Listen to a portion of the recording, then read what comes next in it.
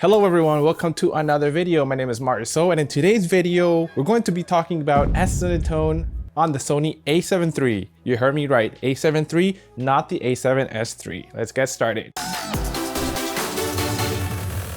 So welcome back to another video. If you're new here, I create weekly content on filmmaking, editing tutorials, product videos, behind the scenes, and all of that fun stuff. If that's something you think you'll be interested in, hit that subscribe button to be in the know of future videos. So a few months ago, the Sony A7S III got a brand new update. And with that firmware update, it included S-Cinetone. So that was all nice and good, except for the fact that I am still using the Sony A7 III. I wanted to find a way if there was something that could match that look for the Sony A7 III. And the first place I went to was, you guessed it, YouTube. So I found this channel, Extra Shot, that has actually come out with this picture profile for the Sony A7 III that very closely matches Sony's S-Cinetone. Go get that channel and subscribe. They really deserve it, especially for giving us Sony A7 III users this new picture profile. If you're not too familiar with Sony S-Cinetone, it's pretty much a picture profile from Sony based off of the look of the Sony Venice camera. It is a baked-in picture profile developed by Sony that gives you very nice filmic-like footage straight out of camera. And this picture profile has been around in higher end cinema cameras from Sony like the FX6,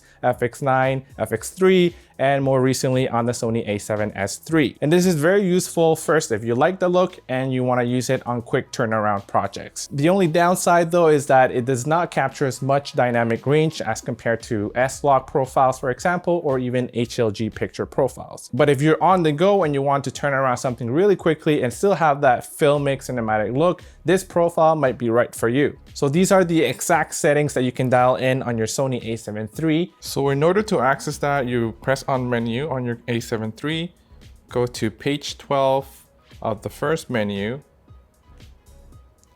There you'll find picture profile. I have set mine to PP1, but you can set it to any one you want. So you press the right button and here you adjust the different levels. I'll leave these in the description below as well so you have reference to them and you can adjust them on your own A7 III.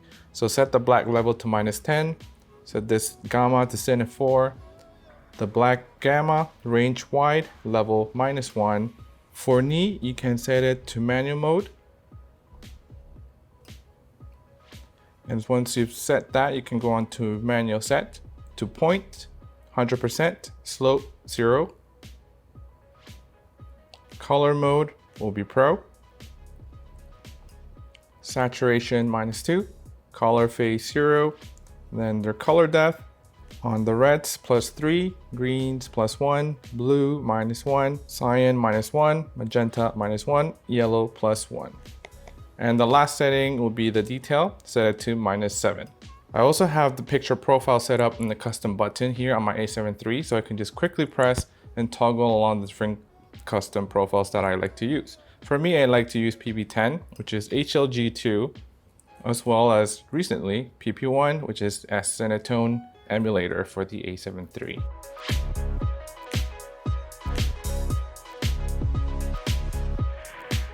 I'm going to be showing you footage from both the Sony A7S III shot in S-Cinetone with A7 III footage with this picture profile that tries to emulate the Sony S-Cinetone look. I don't own the Sony A7S III, so I got my buddy Alan at AVP Films to send me along some footage shot on his A7S III with the S-Cinetone picture profile. Don't forget to check him out on YouTube and give him a subscribe. I'll be leaving a link to his channel below, as well as the link to Extra Shot's channel. I wanted to also preface that this is not a true side-by-side comparison of the S-Cinetone color profile between the A7 III and the A7S III because I do not have them side by side.